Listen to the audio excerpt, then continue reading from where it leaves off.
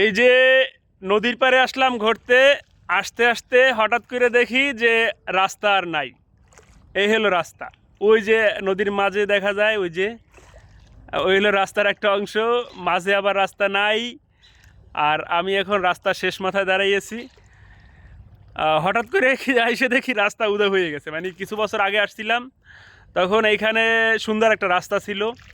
মানে এখান থেকে হাইটে হাইটে একদম চরখালি পর্যন্ত যাওয়া যেত নদীর পাশ থেকে। আর এবার এসে দেখি নদীর পাড়ে কোনো বাড়িঘরও নাই, প্লাস রাস্তাটা টোটাল কোনো রাস্তাই নাই। এই হলো নদীর পাড়ের জীবন।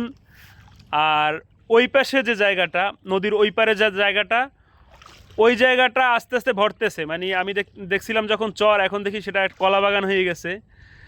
মানে ওই পারের যারা আছে তারা লাভবান, মানে তারা নদীর ভিতরে জমি পাইতেছে। আর এই পাশে যারা বাড়িঘর ছিল, ওনারা হয়তোবা নদী মানে ভাঙনের কারণে হয়তোবা কোথাও চলে গেছে। এই হলো নদীর পাড়ের জীবন।